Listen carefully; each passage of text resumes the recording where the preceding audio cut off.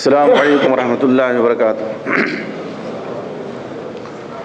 ان الحمد للہ نحمده ونستعینه ونستغفره ونعوذ باللہ من شرور انفسنا ومن سیئات اعمالنا من يهده الله فلا مضل له ومن يضلل فلا هادي له واشهد ان لا اله الا الله وحده لا شريك له واشهد ان محمدا عبده ورسوله اما بعد فاعوذ باللہ السمیع العلیم من الشیطان الرجیم بسم اللہ الرحمن الرحیم وقضى ربك ألا تعبدوا إلا إياه بالوالدين إحسانا وقال عز من قائل أعوذ بالله من الشيطان الرجيم واعبدوا الله ولا تشركوا به شيئا وبالوالدين إحسانا۔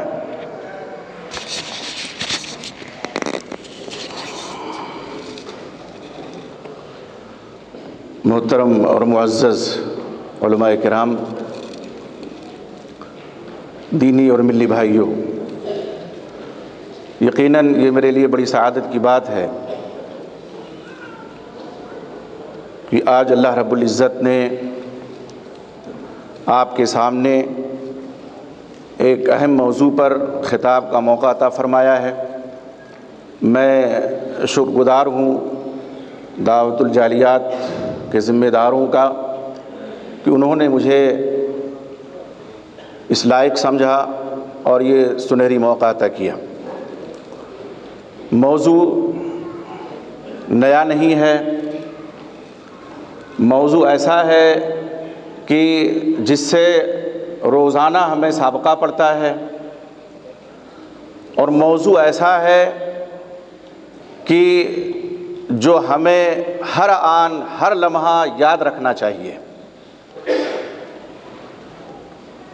اگر سرسری طور پہ ہم دیکھیں تو ایک آدمی یہ سوچ سکتا ہے کہ والدین کے حقوق کو کیا بیان کرنا، والدین کے حقوق کیوں بیان کیے جائیں، ان کی نافرمانی کا تذکرہ کر کے ان سے بچنے کا طریقہ کیوں بتایا جائے۔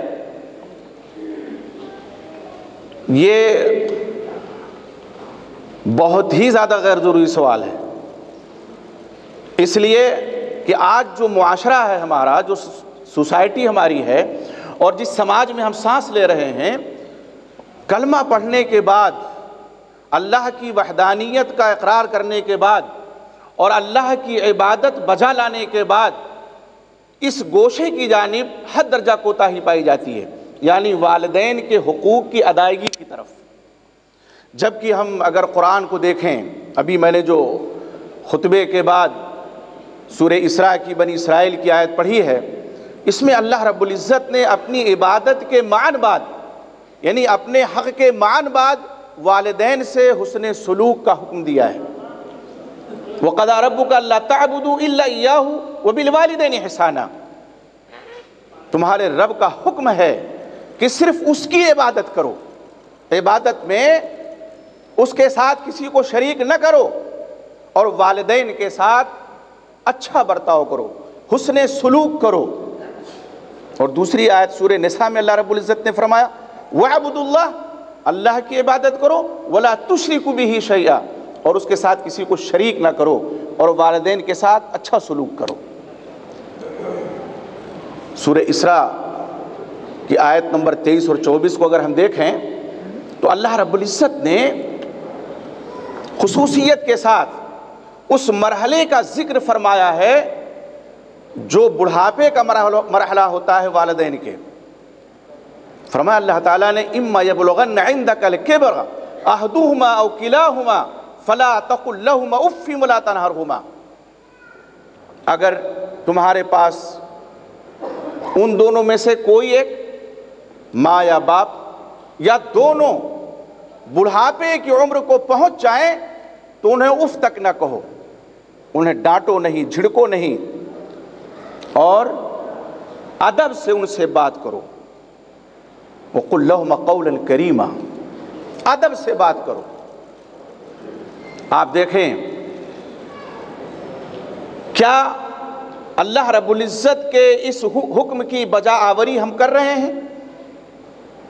والدین جب جوانی کے عالم میں ہوتے ہیں، ان کے قوا مضبوط ہوتے ہیں، ہاتھ پیر ان کے چلتے ہیں، تب وہ زیادہ محتاج ہمارے نہیں ہوتے، آپ کے نہیں ہوتے۔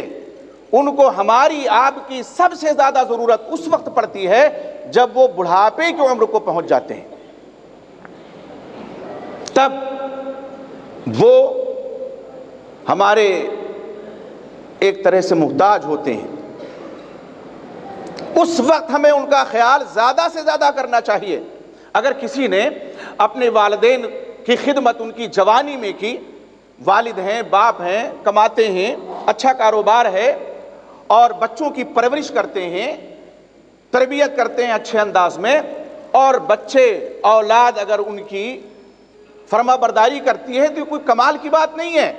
کمال تو جب ہے کہ والدین بڑھاپے کی عمر کو پہنچ جائیں، وہ کسی لائق نہ رہ جائیں، کمانے کے لائق نہ رہ جائیں، اور اسی طرح سے ان کے قوا مزمحل ہو جائیں، ہاتھ پیر ڈھیلے پڑ جائیں، تب امتحان کی گھڑی آتی ہے، تب آزمائش کا مرحلہ آتا ہے کہ ہم والدین کی خدمت کریں، ہم والدین کی اطاعت گزاری کریں، ہم والدین کی فرما برداری کریں، ان کا کہنا مانیں اور ادب و احترام کے ساتھ ان سے پیش آئیں۔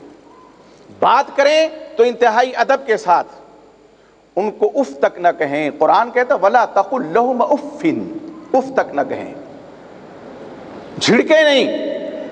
اف یہ ایسا کلمہ ہے، مفسرین کہتے ہیں الاف من التعفف، ہماری ہتھیلی پہ گرد لگ جائے اور اس کو ہم پھونکیں، اپنی پھونک سے اس گرد کو اڑائیں ہتھیلی سے، یہ ہے اف۔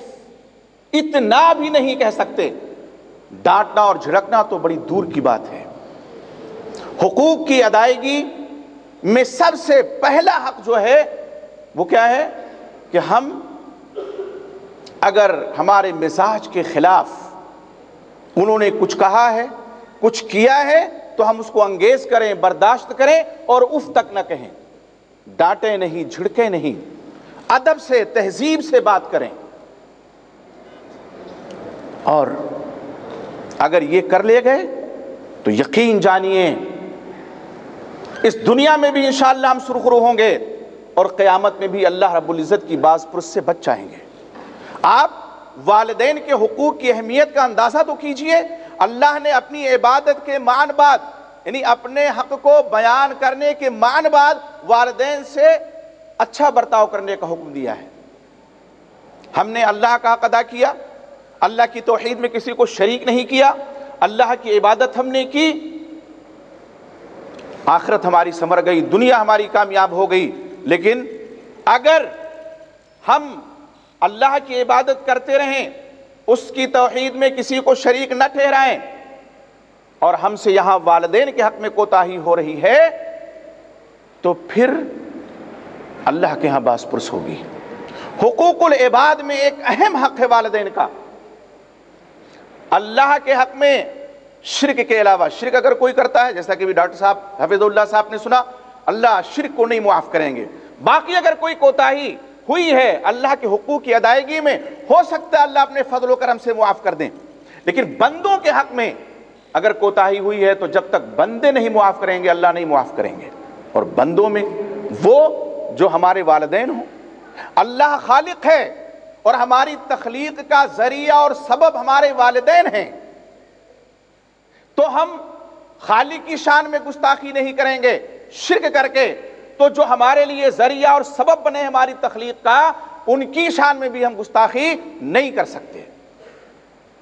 اور یقین جانیے حضرت عبداللہ ابن مسعود رضی اللہ تعالیٰ عنہ کی وہ حدیث یاد کیجئے، متفق علیہ روایت ہے، وہ کہتے ہیں سألت النبی صلی اللہ علیہ وسلم ای العمل احب الی اللہ، اللہ کے نزدیک سب سے زیادہ محبوب عمل کون سا ہے؟ آپ صلی اللہ علیہ وسلم نے فرمایا الصلاۃ علی وقتہا، وقت پہ نماز پڑھنا۔ نماز کی اہمیت کے تعلق سے آپ سن چکے، وقت پہ نماز پڑھنا اللہ رب العزت کے نزدیک سب سے محبوب عمل ہے۔ سوال ہوا پھر کون سا عمل؟ آپ صلی اللہ علیہ وسلم نے فرمایا بر الوالدین، والدین کے ساتھ اچھا برتاؤ کرنا، حسن سلوک کرنا۔ پھر سوال کیا پھر کون سا؟ آپ نے فرمایا الجہاد فی سبیل اللہ، اللہ کے راستے میں جہاد کرنا۔ آپ دیکھیے سب سے پہلے اللہ کا حق، محبوب عمل نماز، اور اس کے بعد معن بعد والدین کے ساتھ حسن سلوک۔ یہاں اس حدیث میں اللہ کے نبی محمد رسول اللہ صلی اللہ علیہ وسلم نے جہاد فی سبیل اللہ پر بر الوالدین کو فوقیت دی ہے۔ جہاد اگر دفاعی نہ ہو، پہل مسلمانوں کی طرف سے ہو، فرض کفایہ ہے، لیکن والدین کی خدمت اور والدین کے ساتھ حسن سلوک سے پیش آنا یہ فرض عین ہے۔ ہاں، جب جہاد فرض عین ہو جائے تو واقعی اس کی اہمیت اور اس کی فوقیت ہے بر الوالدین پہ۔ لیکن اللہ کے نبی محمد رسول اللہ صلی اللہ علیہ وسلم نے اپنی اس حدیث میں فرمایا نماز کے بعد والدین سے اچھا برتاؤ کرنا۔ حضرت ابو ہریرہ رضی اللہ تعالیٰ عنہ راوی ہیں، وہی متفق علیہ روایت ہے، کہتے ہیں جاء رجل الی رسول اللہ صلی اللہ علیہ وسلم، ایک آدمی اللہ کے رسول صلی اللہ علیہ وسلم کے پاس آیا اور سوال کیا، اس نے پوچھا یا رسول اللہ من احق الناس بحسن صحابتی، میرے اچھے برتاؤ کا سب سے زیادہ مستحق کون ہے؟ آپ نے فرمایا امک، تمہاری ماں۔ قال ثم من، پھر کون؟ فرمایا ثم امک، پھر تمہاری ماں۔ پھر سوال کیا ثم من، پھر کون؟ پھر آپ صلی اللہ علیہ وسلم نے فرمایا ثم امک، پھر تمہاری ماں۔ اور چوتھی دفعہ سوال ہوا اور صحابی رسول نے پوچھا ثم من، آپ صلی اللہ علیہ وسلم نے فرمایا ثم ابوک، تمہارے باپ، تمہارے والد۔ ماں کا 3 درجہ بڑا بیان کیا گیا اس حدیث میں باپ کے اوپر، اس لیے کہ ماں تکلیفیں زیادہ برداشت کرتی ہے اولاد کے لیے، حمل کی مدت ہے، وضع کی کیفیت ہے، پھر تربیت کی زیادہ تر ذمہ داری ماں کے اوپر ہوتی ہے۔ اس لحاظ سے ماں کا مقام اور ماں کا مرتبہ باپ پر 3 گنا زیادہ اس حدیث میں اللہ کے نبی محمد رسول اللہ صلی اللہ علیہ وسلم نے بیان فرمایا۔ تو میرے بھائیوں، والدین کا مقام بہت بڑا ہے، بہت بلند ہے۔ اللہ کی عبادت کے بعد، خالق کائنات کی عبادت کے بعد ہمیں حق اگر کسی کا دینا ہے اور ادا کرنا ہے اور ان کے ساتھ اچھا برتاؤ کرنا ہے تو ہمارے والدین ہیں۔ لیکن آج عام مشاہدہ ہے الا من رحم ربہ، اللہ جس کو بچا لے وہی بچا ہوا ہے حقوق والدین سے، والدین کی نافرمانی سے۔ ابھی آپ نے حدیث سنی کہ اللہ رب العزت نے جنت حرام کر دی ہے اس شخص پر جو والدین کا نافرمان ہے۔ اللہ کے ہاں جنت حرام ہے جو والدین کی نافرمانی کرتا ہے۔ والدین کی نافرمانی کس انداز سے؟ اس کے مختلف اسالیب ہیں۔ والدین ہمارے کسی جائز کام کا ہمیں حکم دے رہے ہیں اور ہم ناک منہ چڑھائیں کہ نہیں ہم یہ نہیں کریں گے۔ والدین ہمارے خدمت کرنے کے لیے کہیں اور ہم جی بجبی ہو جائے نہیں ہم سے یہ نہیں ہوگا۔ اور اسی طرح سے والدین کو کوئی ضرورت پیش آ جائے اور ہم وہ ضرورت پوری کر سکتے ہوں اور پھر بھی پوری نہ کریں کہ یہ بڈھے ہیں، سٹھیا گئے ہیں۔ آج کل لوگ یہی نام دیتے ہیں نا والدین کو، بڈھے سٹھیا گئے ہیں، ان کی عقل ماری گئی ہے، بڑھاپے کو پہنچ گئے ہیں، پتہ نہیں کیا کیا فرمائشیں کرتے رہتے ہیں۔ میرے بھائیوں یقین جانو، بڑھاپے کی عمر کو والدین جب پہنچتے ہیں تو ہمیں اس وقت اپنا بچپن یاد کرنا چاہیے کہ کس طرح سے بچپن میں ہماری ضد پہ، ہماری خواہش پہ ہمارے والدین ہماری ضرورت پوری کرتے تھے۔ جس طرح کی بھی ضد بچے کر لیں، والدین کی کوشش ہوتی ہے، ان کی کاوش ہوتی ہے کہ وہ کسی طرح سے اولاد کی ضرورت، بچوں کی ضرورت پوری کریں، ان کی خواہش پوری کریں۔ اور یہاں تک کہ بعض والدین جبکہ نہیں کرنا چاہیے، حلال و حرام کی بھی تمیز نہیں کرتے کہ بچہ ہمارا خوش ہو جائے، بچے ہمارے خوش رہیں۔ یہ نہیں کرنا چاہیے، حرام میں نہیں پڑنا چاہیے بچوں کی خوشنودی کے لیے۔ لیکن جن والدین نے سرد و گرم برداشت کیا ہو، تکالیف اٹھائی ہوں، مصیبتیں جھیلی ہوں، ہماری پرورش میں، ہماری تربیت میں، ہماری دیکھ ریکھ میں، ہمارے بچپن میں جس طرح سے انہوں نے ہماری خبر گیری کی ہے، اگر اس کا 10واں حصہ بھی ہم ان کی خبر گیری کر لے جائیں بڑھاپے میں تو یہ خوش نصیبی سمجھنی چاہیے ہمیں ہماری اپنی، جبکہ اس سے کئی گنا ہمیں ان کی خدمت کرنی چاہیے۔ اسی آیت میں آگے اللہ رب العزت ارشاد فرماتے ہیں سورہ اسراء، سورہ بنی اسرائیل ہی میں اللہ تعالیٰ نے فرمایا ان سے ادب سے بات کرو اور وَاغْفِضْ لَهُمْ جَنَاحَ الذُّلِّ مِنَ الرَّحْمَةِ، محبت کے بازو پست کر دو ان کے سامنے، جھکا دو اپنے بازو، یعنی جھک جاؤ ان کے سامنے، ہر بات ان کی مانو جس سے اللہ کی نافرمانی نہ ہوتی ہو، اور اللہ سے دعا کرو کہ اللہ جس طرح سے انہوں نے بچپن میں ہماری پرورش کی ہے، ہماری دیکھ ریکھ کی ہے، اللہ اسی طرح ان پر رحم فرما، ان پر رحمت نازل فرما، رحمتوں کی برکھا ان کے اوپر برسا۔ دعا اولاد کو کرنی چاہیے اور والدین کی دعا اولاد کو لینی چاہیے۔ جو شخص والدین کی خدمت کرتا ہے، ان کی فرما برداری کرتا ہے، اس کی دعا اللہ رب العزت کے ہاں قبول ہوتی ہے۔ صحیح بخاری میں واقعہ بارہا آپ نے سنا ہوگا، غار والوں کا واقعہ۔ اللہ کے نبی محمد رسول اللہ صلی اللہ علیہ وسلم کا معمول گرامی تھا اور آپ کی عادت مطہرہ تھی، لوگوں کے ذہن کو قریب کرنے کے لیے، سمجھانے کے لیے آپ مثالیں دیا کرتے تھے، گزشتہ لوگوں کے واقعات بھی سنایا کرتے تھے۔ اسی میں ایک واقعہ 3 لوگوں کا بنی اسرائیل کے آپ صلی اللہ علیہ وسلم نے سنایا۔ حضرت عبداللہ ابن عمر رضی اللہ تعالیٰ عنہ کی روایت ہے کہ 3 لوگ سفر پہ تھے، رات ہو گئی، ایک غار کی پناہ انہوں نے لی، ایک چٹان آئی اور دہانے پہ رک گئی، حیران و پریشان ہیں، نکلیں تو کیسے نکلیں؟ مشورہ کیا کہ اپنے اپنے نیک اعمال یاد کرو اور نیک اعمال کا وسیلہ پکڑو، یہ جائز وسیلہ ہے، یہ مشروع وسیلہ ہے۔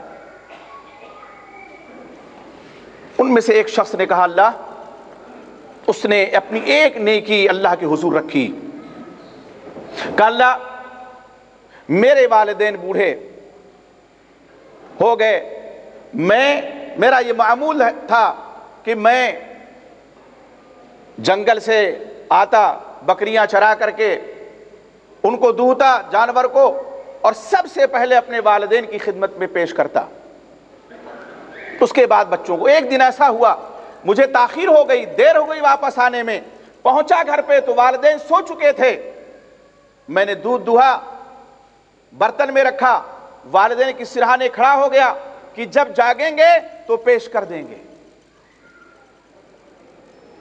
بچے بھوکے ہیں، اہل و عیال بھوکے ہیں، لیکن اس شخص نے ان کی بھوک کی پرواہ نہیں کی۔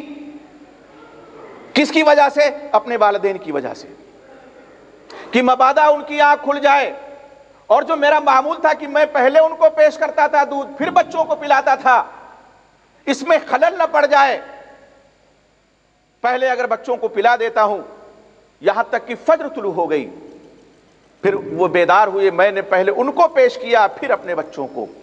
اللہ اگر یہ عمل میں نے تیری رضا کے لیے کیا ہے تو اس مصیبت سے ہمیں نجات دے دے۔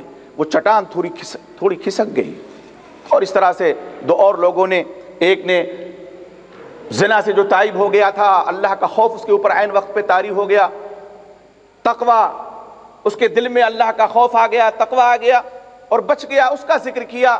ایک نے اس مزدور کی مزدوری کو جو بڑھایا اس کا ذکر کیا، اور اللہ تعالیٰ نے اس مصیبت سے ان کو نجات دے دی۔ دیکھیے اللہ نے دعا سنی، اور نیکی کون سی پیش ہوئی اللہ کے حضور؟ والدین کی خدمت، والدین کی دیکھ ریکھ۔ معلوم یہ ہوا کہ اس اولاد کی دعا اللہ کے ہاں قبول ہوتی ہے جو والدین کی خدمت کرتا ہے۔ والدین کی جو خدمت کرتا ہے اس کی دعا قبول ہوتی ہے۔ اب اس کا الٹا لے لیجئے، جو والدین کی خدمت نہیں کرتا، ان کی فرما برداری نہیں کرتا، ان کے کہنے میں نہیں رہتا، اس کی دعا قبول نہیں ہوگی۔ تو قبولیت دعا کے لیے بھی والدین کی خدمت ضروری، اخروی نجات کے لیے بھی والدین کی فرما برداری ضروری، اور جہاں خوشحال زندگی کے لیے بھی۔ اللہ کے نبی محمد رسول اللہ صلی اللہ علیہ وسلم فرمایا، جو شخص چاہتا ہے کہ اس کی روزی میں برکت ہو، اس کی عمر میں برکت ہو، وہ صلہ رحمی کرے، والدین کی فرما برداری کرے۔ والدین کی فرما برداری سے، صلہ رحمی سے رزق میں کشادگی ہوتی ہے، عمر میں برکت ہوتی ہے۔ عمر میں برکت کا یہ مطلب نہیں ہے کہ 70 سال عمر تھی تو 80 ہو جائے گی، نہیں۔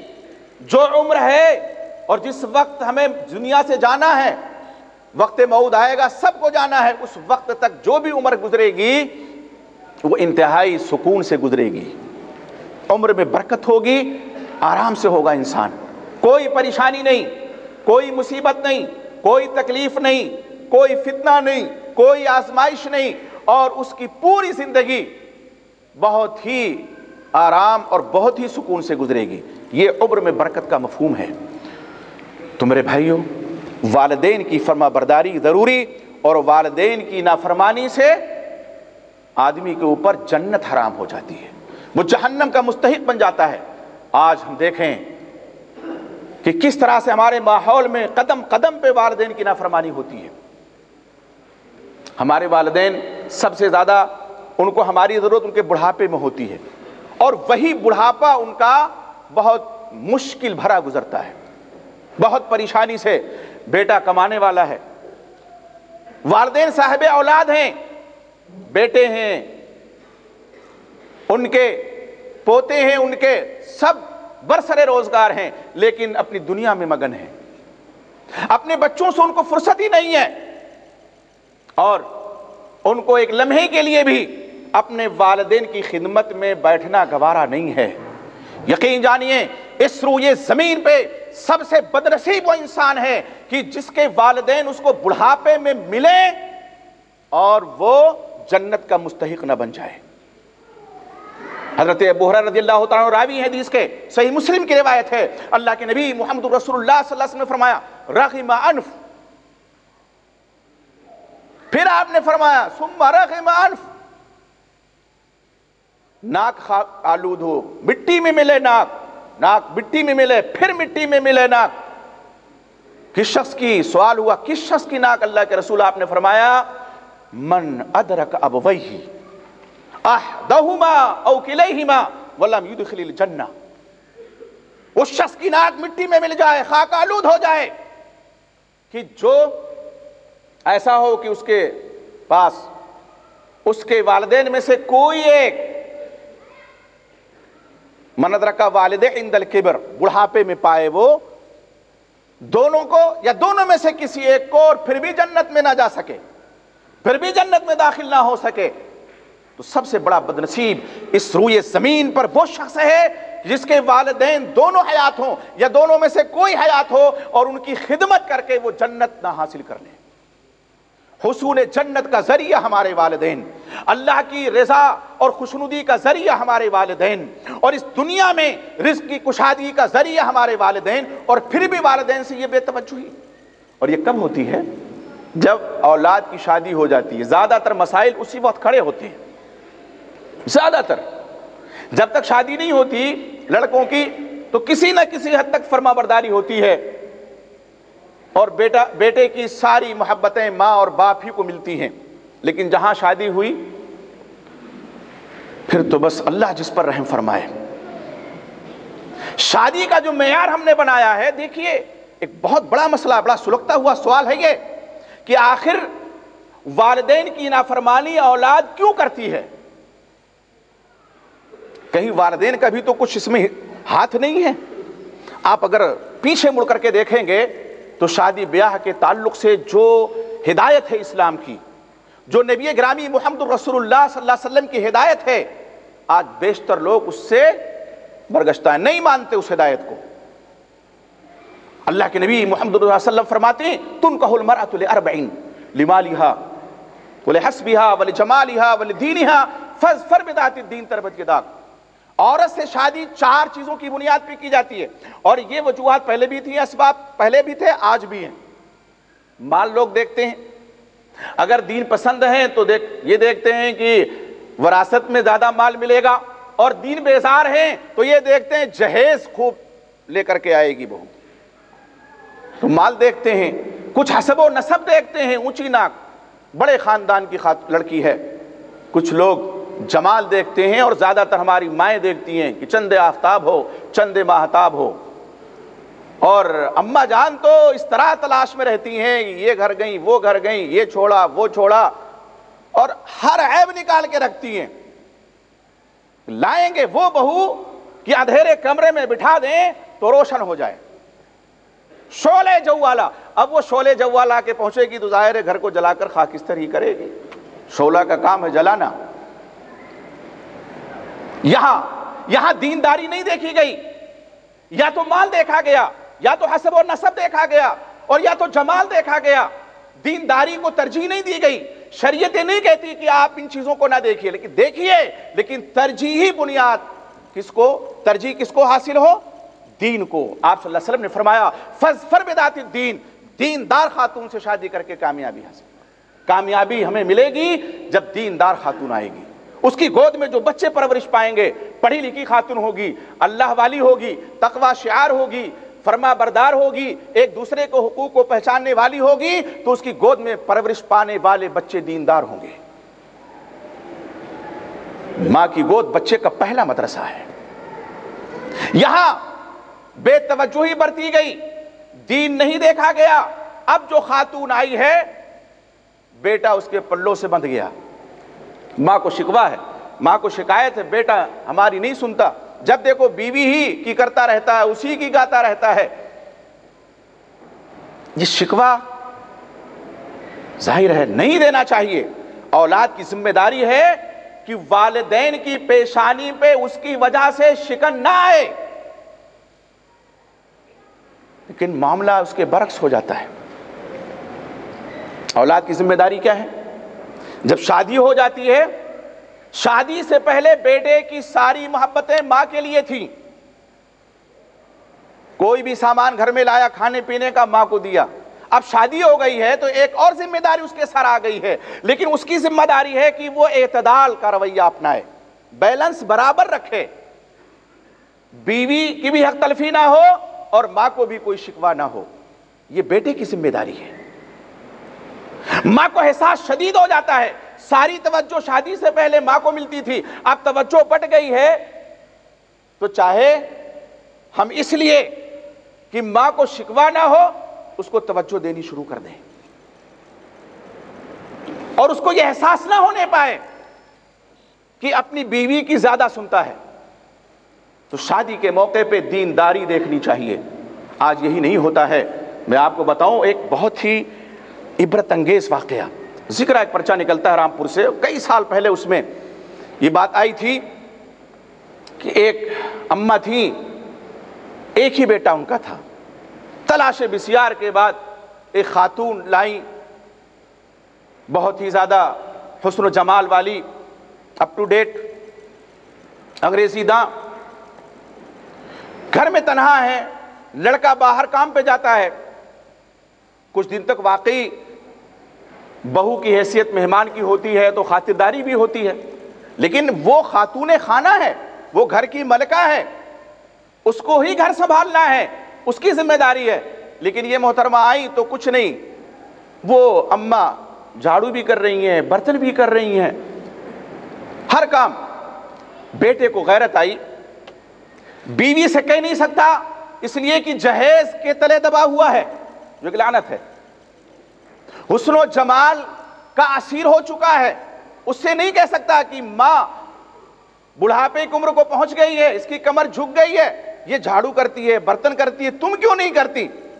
اس نے ایک طریقہ اپنایا، اماں کو دیکھا جھاڑو لگا رہی ہیں تو کہا اماں جان آپ کی بوڑھی ہڈیوں میں دم ہی کتنا ہے، لائیے میں لگا دیتا ہوں۔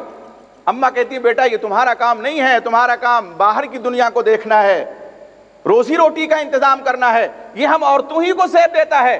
بیٹا کہتا نہیں اماں میں یہ نہیں کرنے دوں گا آپ کو، یہ آپ کی کمر جھکی ہوئی ہے، طاقت نہیں ہے آپ کے جسم میں، اور پورے گھر میں آپ جھاڑو پھیرتی پھر رہی ہیں۔ تکرار ہو رہی ہے اور وہ محترمہ یہ تکرار سن رہی ہے۔ جب کافی دیر ہو گئی تو حکم بن کر کے آ گئی بہو، کہا اتنی دیر سے دیکھ رہی ہوں ماں بیٹے لڑے جا رہے ہیں، اماں کہتی ہیں میں لگاؤں جھاڑو، آپ کہتے ہو میں لگاؤں جھاڑو۔ ایسا کیجئے، یہ بحث ختم کیجئے، ایک دن آپ لگا دیا کیجئے، ایک دن اماں لگا دیا کریں گی، اور خود کیا کرے گی؟ ایک دن آپ لگا دیجئے، ایک دن اماں لگا دیں گی، اور خود کیا کرے گی؟ یہاں اس موقع عبرت کی جا ہے، تماشا نہیں۔ میرے بھائیو، واقعی کلیجہ منہ کو آتا ہے۔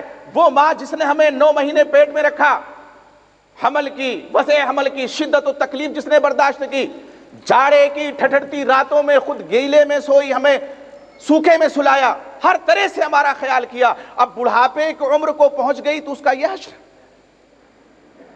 کہاں ہیں ہم، اور کہاں ہے ہماری غیرت، اور کہاں ہے والدین کی خدمت کا جذبہ؟ یہ کوئی گھسا پٹا موضوع نہیں ہے حقوق والدین، روزانہ کا موضوع ہے، روزانہ اس کو دہرانا چاہیے۔ ہم اپنی زندگیوں میں اس کو اتار کر کے تو دیکھیں، آپ دیکھیں زندگی کتنی خوشگوار ہوتی ہے۔ ماں کی دعائیں لے کر کے دیکھیے، والد کی دعائیں لے کر کے دیکھیے، آپ دیکھیے دنیا میں ترقی کریں گے آپ انشاءاللہ، اور کل قیامت میں بھی سرخرو ہوں گے۔ والدین کی دعا اللہ کے دربار سے رد نہیں ہوتی ہے، ان کی دعا ہمیں لینی چاہیے۔ تو میرے بھائیو، یقین جانو، والدین ایک ایسی نعمت ہے ہمارے لیے کہ اللہ کا ہم ہر لمحہ شکریہ ادا کریں تو بھی کم ہے، اور ماں ان میں دونوں میں سے ماں کا مقام کتنا بڑا ہے۔ ماں مر جائے گی، دوسری ماں نہیں آ سکتی، اور بیوی اگر فوت ہو جائے تو آدمی دوسری بیوی لے آئے گا۔ ماں نہیں مل سکتی، باپ نہیں مل سکتے، یہ ایسی نعمتیں ہیں کہ اگر یہ انسان سے چھین لی جائیں تو پھر دوبارہ ملنے والی نہیں ہیں۔ اس لیے ان نعمتوں کی ہمیں قدر کرنی چاہیے، اور ان کی قدر کیسے ہوگی؟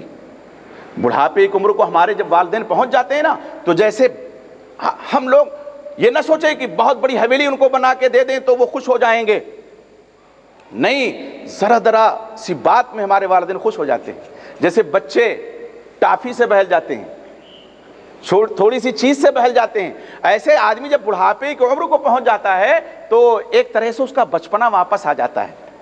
ذرا سی توجہ آپ کی مل جائے اگر والدین کو، ڈھیر ساری دعائیں مل جائیں گی۔ ذرا سی توجہ دے دیجئے، آپ یہ کر کے دیکھیں۔ بیوی کے بھی حقوق ادا کریں، بچوں کے بھی حقوق ادا کریں، لیکن والدین کے حقوق کو ان حقوق کے نیچے نہ دبائیں، ان کے حقوق کو فوقیت دیں، ان کے حقوق کو برتر رکھیں، اور اگر یہ کر لے جائیں گے تو پھر یہ دنیا ہمارے لیے جنت نظیر بن جائے گی۔ ہر جگہ ہمیں سکون ملے گا، ہم وطن میں ہو یا غریب الدیار ہو یا وطن سے باہر ہو۔ ماں آپ یہاں ہیں، ٹیلی فون پہ خیریت پوچھ لیجئے، بیوی سے گھنٹوں بات کرتے ہیں، 2 منٹ ماں کو دے دیجئے، دیکھیے کتنی دعائیں ملتی ہیں۔ بیوی تو فرمائش کرے گی، اس دفعہ تو یہ لے کر کے آنا ہے، پچھلی دفعہ نہیں لائے تھے اب لے کے آنا ہے، منا بھی کہہ رہا تھا، منی بھی کہہ رہی تھی، وہ فلاں بھی کہہ رہا تھا، وہ اپنے میکے کے سارے لوگوں کی لسٹ سما دی۔ ماں کوئی فرمائش، بیٹا خیریت سے آ جاؤ، ماں دعائیں دیتی ہے، کوئی فرمائش اس کی نہیں، اس کا اور کوئی بھی نہیں کہ ہاں بیٹا تو ہی ہے، ساری دولت تو آ جائے واپس، وہاں خیریت سے رہ، گھر واپس آ خیریت سے۔ 2 منٹ ماں کو دیجیے، آپ 2 گھنٹے بیوی سے بات کیجئے، لیکن 2 منٹ ماں کو دے کر دیکھیے کتنی دعائیں آپ کو ملتی ہیں اگر ماں حیات ہیں۔ بڑے خوش نصیب ہیں وہ لوگ جن کی ماں حیات ہیں، جن کے باپ حیات ہیں، اور ان کو خوش کر کے وہ ان کی دعائیں لیتے ہیں۔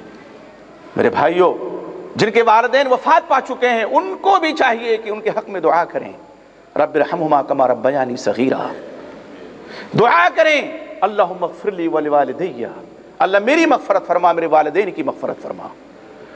یہ بہت بڑا کام ہوگا والدین کے حق میں اگر ہم ان کی وفات کے بعد ان کو یاد رکھیں۔ آج ہوتا کیا ہے، دولت یاد رہتی ہے، چھوڑی ہوئی جائیداد یاد رہتی ہے، اور حصے بکھرے یاد رہتے ہیں، اور اگر کہیں کچھ کمی ہو جائے تو وہ بھی یاد ہم رکھتے ہیں، اور نہیں یاد رکھتے تو والدین کو۔ والدین کے جانے کے بعد کتنے بدنصیب ایسے ہیں کہ بٹوارے کے لیے، بھائیوں بٹوارے کے لیے باقاعدہ طور پہ حرب و ضرب کی نوبت آ جاتی ہے، حرب و ضرب کی نوبت آتی ہے، اور کتنے بدنصیب مسلمان اولاد ایسی ہے جو باپ کو گالیاں دیتی ہے، مر گیا الیاذ باللہ، اور ہمیں لڑتا چھوڑ گیا۔ میرے بھائیوں یقین جانیے، اللہ کے ساتھ اگر کسی کو شریک آپ نے ٹھہرایا، اللہ کبھی نہیں معاف کریں گے۔ باقی اگر چھوٹے موٹے گناہ ہوئے ہیں اللہ اپنے فضل و کرم سے معاف کر سکتے ہیں، لیکن والدین کے حق میں اگر کوتاہی ہوئی ہے یا کسی بندے کے حق میں اگر کوتاہی ہوئی ہے تو جب تک والدین نہیں معاف کریں گے اللہ معاف نہیں کریں گے۔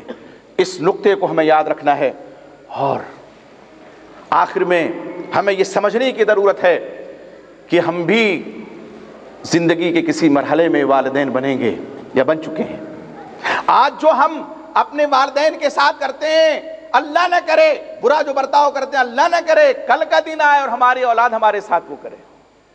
ایسی دسیوں مثالیں ہمارے سامنے، وقت نہیں ہے ورنہ میں آپ کو بتاتا، دسیوں مثالیں ہیں۔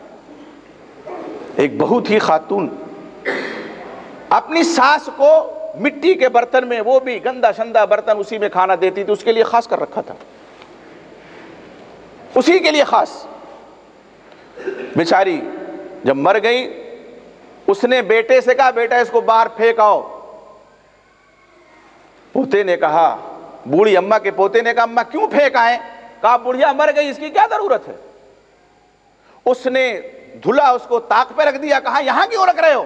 کہا اس لیے رکھ رہے ہیں کہ اماں جب تم بوڑھی ہو جاؤ گی تو اسی برتن میں تمہیں کھانا دیں گے۔ یہ مکافات عمل ہے۔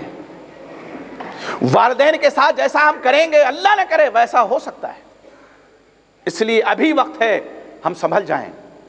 اگر صاحب اولاد ہیں اور صاحب اولاد ابھی نہیں ہیں، ہونے والے ہیں کبھی انشاءاللہ، تو بھی ہم اپنے آپ کو سنبھال لیں۔ اگر ہمارے پاس والدین حیات ہیں یا ان دونوں میں سے کوئی حیات ہے، یہ بہت بڑی نعمت ہے ہمارے لیے۔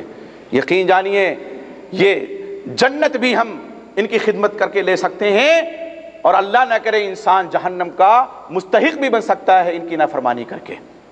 اس لیے ہمیں یہ سبق ہمیشہ یاد رکھنے کی ضرورت ہے۔ اس کے لیے کسی درس کے اہتمام کی ضرورت نہیں، اس کے لیے کسی لمبی چوڑی تقریر کی ضرورت نہیں۔ ہم اپنے اندر جھانک کر کے دیکھیں، اپنے روزمرہ کی زندگی کو دیکھیں کہ ہم صاحب اولاد ہیں، ہماری اولاد ہمارے ساتھ کیا کرنے والی ہے؟ کیا وہی تو نہیں جو غلط برتاؤ ہم کر رہے ہیں؟ اگر اچھا برتاؤ کر رہے ہیں تو خوش نصیب ہیں ہم، اللہ کا شکر ادا کرنا چاہیے کہ ہم اپنے والدین کے ساتھ اچھا برتاؤ کر رہے ہیں، انشاءاللہ ہماری اولاد بھی ہمارے ساتھ اچھا برتاؤ کرے گی اور بڑھاپا اچھا کٹے گا۔ لیکن اگر ایسا نہیں ہے، اس کے برعکس ہے، تو پھر اللہ رب العزت سے معافی مانگنی چاہیے۔ والدین حیات ہیں تو ان کی خدمت گزاری کرنی چاہیے، اور پھر توقع رکھنی چاہیے کہ اولاد اچھا برتاؤ ہماری کرے گی۔ میرے بھائیوں یہ مجھے کہنا تھا۔ اللہ رب العزت سے دعا ہے کہ اللہ تعالیٰ ہم میں وہ لوگ جن کے والدین حیات ہیں یا دونوں میں سے کوئی حیات ہے، ان کی خدمت کی، ان کی فرما برداری کی ہمیں توفیق عطا فرما۔ اللہ رب العزت جو صاحب اولاد ہیں وہ والدین ہیں، اللہ رب العزت ان کی اولاد کو نیک بنا۔ اللہ تعالیٰ جب تک اس دنیا میں زندہ ہیں ایمان کی حالت میں زندہ رہیں، اور ہمارا خاتمہ ہو تو ایمان پہ ہو، آمین۔ السلام علیکم ورحمۃ اللہ وبرکاتہ۔ اب میں فضیلت الشیخ عبدالخالق مدنی حفظہ اللہ سے گزارش کروں گا کہ آپ آئے ہوئے سوال کے جواب دیں۔ جزاکم اللہ خیر۔ بسم اللہ الرحمن الرحیم۔ الحمدللہ رب العالمین وصلی اللہ علی اشرف المرسلین نبینا محمد وعلی آلہ وصحبہ اجمعین ومن تبعہم بإحسان الی یوم الدین، اما بعد۔ سوالات بہت زیادہ ہیں لیکن میں نے ان کو موضوعات کے اعتبار سے ترتیب دیا ہے۔ پہلا سوال یہ ہے، اگر والدین ناراض فوت ہو جائیں تو اولاد کو کیا کرنا چاہیے؟ یقیناً والدین کی گستاخی اور نافرمانی اور ان کا حقوق کبیرہ گناہ ہے، اور اسی طرح حضرت ابن عباس رضی اللہ تعالیٰ عنہما کا یہ فرمان ہے کہ ابقاء الوالدین من الکبائر، والدین کو کسی بات پہ رنجیدہ کرنا، ان کو رلانا، یہ کبیرہ گناہ ہے۔ اگر ایسی کوئی صورت بن گئی ہے کہ والدین فوت ہو گئے ناراضگی کی حالت میں، ان کی گستاخی کرتے رہے، ان کو ناراض کرتے رہے، تو ناراضگی کے عالم میں والدین فوت ہو گئے اور بعد میں اس بات کا احساس ہوا، تو کیا اس کا ازالہ ہو سکتا ہے؟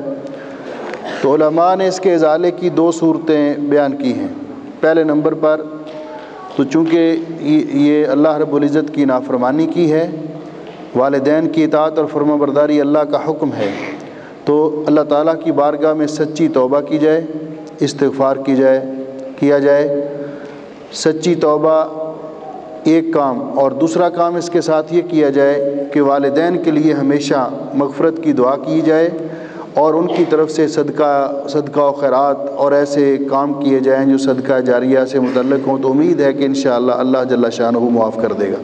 یعنی اگر ایسی صورتحال ہونی نہیں چاہیے، لیکن اگر ایسی صورتحال پیدا ہو گئی کہ اس وقت احساس نہیں ہوا، والدین ناراض ہوئے اور والدین ناراضگی کی حالت میں فوت ہو گئے، کیونکہ والدین کا ناراضگی کی حالت ناراض ہونا اتنا بڑا جرم ہے کہ رسول اکرم صلی اللہ علیہ وسلم نے فرمایا کہ والد کی رضامندی میں اللہ کی رضامندی ہے اور والد کی ناراضگی میں اللہ کی ناراضگی ہے۔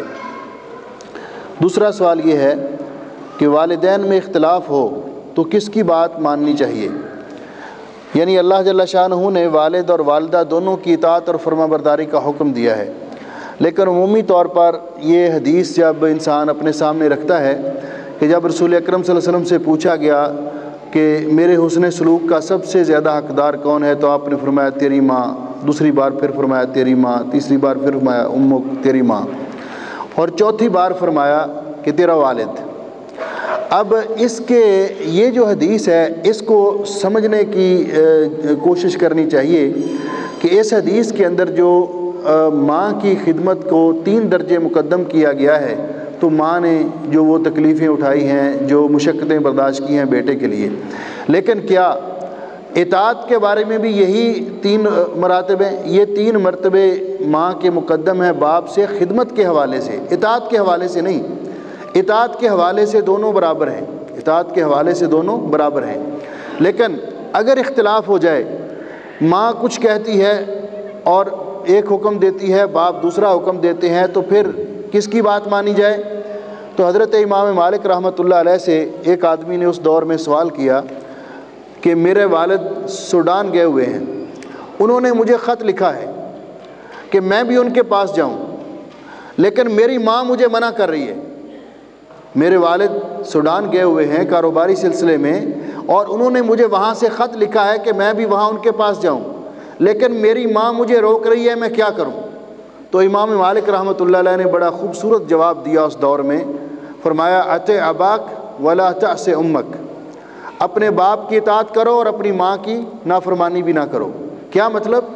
کہ جس کام کے اندر آپ دیکھ رہے ہیں کہ مصلحت ہے اور دونوں میں سے کسی ایک کا موقف راجح ہے، تو جس کا موقف راجح ہے اس کو آپ اپنا لیں اور دوسرے کی بھی بے ادبی نہ کریں، اس کو پیار محبت سے قائل کر لیں۔ تو اس لیے جب اختلاف کی صورت ہو تو کوشش کریں کہ جس کا موقف مناسب ہے یا زیادہ معقول ہے اس کو اختیار کر لیا جائے، اور دوسرے کی بھی گستاخی نہ کی جائے کہ میں آپ کی بات نہیں مانتا، بلکہ منت سماجت پیار محبت کے ساتھ ان کو قائل کر لیا جائے کہ یہ موقف درست ہے۔ کسی طرح بھی ان کی گستاخی کرنا یہ درست نہیں ہے۔ یہ سوال ہے مولانا صاحب، اگر والدین حکم دیں کہ بیوی کو طلاق دو تو کیا کیا جائے؟ یہ مسئلہ معاشرے کا ایک بہت بڑا مسئلہ ہے میرے بھائیوں اور میری بہنوں۔ اس بات کو سامنے رکھیے کہ رسول اکرم صلی اللہ علیہ وسلم نے ایک اصول بتایا ہے، ایک ضابطہ بتایا ہے، اور وہ اصول کیا ہے کہ لا طاعۃ لمخلوق فی معصیۃ الخالق، کہ جہاں اللہ تعالیٰ کی نافرمانی ہوتی ہو وہاں مخلوق کی اطاعت نہیں کی جائے گی۔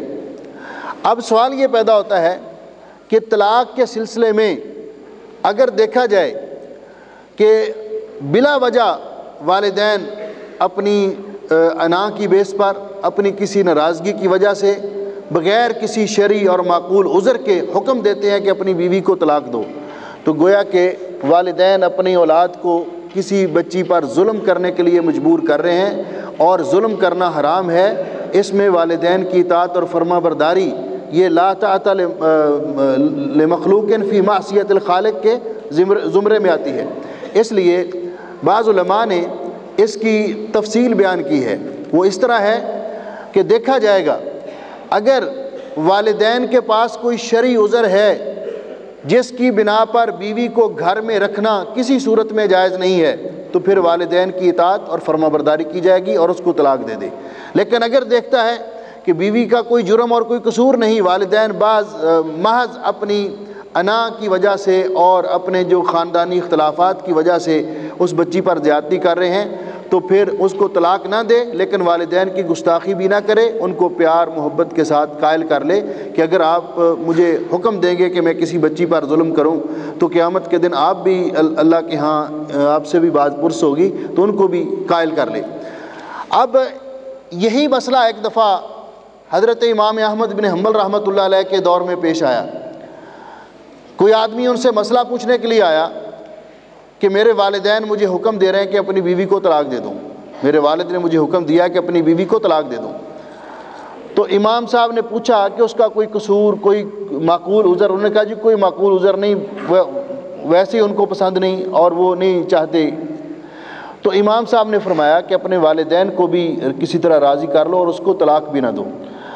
تو اس آدمی نے آگے سے یہ حدیث بیان کی کہ جب حضرت عمر رضی اللہ تعالیٰ عنہ نے حضرت عبداللہ ابن عمر رضی اللہ تعالیٰ عنہ کو حکم دیا تھا اپنے بیٹے کو کہ اپنی بیوی کو طلاق دے دو، تو انہوں نے جا کر رسول اکرم صلی اللہ علیہ وسلم سے عرض کیا کہ حضرت میں اپنی بیوی سے محبت کرتا ہوں لیکن میرے والد گرامی کہتے ہیں کہ میں اس کو طلاق دے دوں، تو میں کیا کروں؟ تو نبی علیہ السلام نے فرمایا تھا اطع اباک، اپنے باپ کی اطاعت کیجیے۔